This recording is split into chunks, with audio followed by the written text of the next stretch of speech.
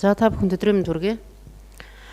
За гэр орлыг дахин төлөвлөх асуудал маань журамлагдах нь зөвөө. За гэхдээ энэ журам маань бас иргэдэд нээлттэй, ойлгомжтой хэлбэрээр байх ёстой. За би үүнтэй холбоотойгоор бас нийслэлийн орон сууцны бодлогын газрыг ярих гэдэг байна.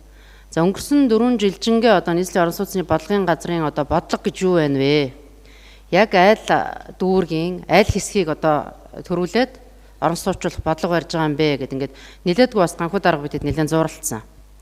За ингээд хувь төлөөлөгчийн хувьд бол нийслэлийн чиглэлтэй дүүргээс сонгогдсон төлөөлөгчдийн сэлб хотын асуудлыг чиглэлтэй дүүргийн 14, 18 дугаар хороог дахин төлөвлөх, инженерийн дэд үсэд холбох энэ ажлыг бол зураг төсөв тэзүүг хийж нооск болон нийслэлийн бодлогын газарт бид нар хүлээлгэж өгсөн. За энэ бодлогын ажлыг цааш нь ингээд аваа яваарай гэдэг. За хэрэн дахиад магадгүй чиглэлтэй дүүргийн чөлөөлөгдөөд үлдсэн айлууд чөлөөлөгдөх юм уу, үгүй юм уу? За эсвэл Баян зүрхэн чөлөөлөгдөх юм уу, хаан уулаас чөлөөлөх юм уу гэд хэрэн ийм бодлого гараагүй байна л да. Тэгэхээр жилээр гардаг бодлого гэж юу нь бол байхгүй. Тэгээ энэ ажлыг туршлагажаад хийгээд газар чөлөөлөөд иргэдтэй уулзаад бас нилээдгүй ингээд ганхуу дарга бол зууралцсан. Тэгэхээр энэ ер нь ганцхан нийслэлийн орон сууцны бодлогын газар гэдэг юм байхгүй. Ер нь нийслэлийн хэмжээний энэ бодлогын газрууд бодлогын ажлыг хийдэг баймаар байгаа. Төлөвлөлтөө хиймээр байгаа.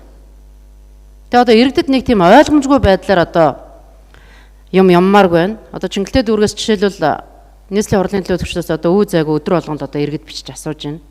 Чиглэлтэй дүүргийн газар төлөвлөлт зохион байгуулалтын ажилч явах юм уу? Энэ үргэлжлэх юм уу? Хэдэн төгрөгөөр үнэлэгдэх юм?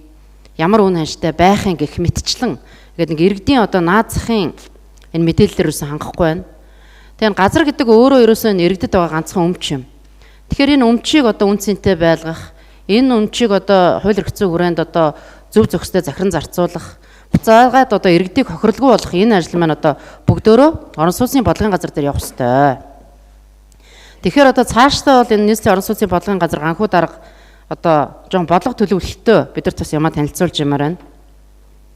Энэ журам дээр бас дутууд улмаг нэлээдгүй харагдаж байна. За яг манай хороогоор орж ирээгүй учраас би бас тухайлаа харж амсангүй сайн ингээ хараа суужлаа.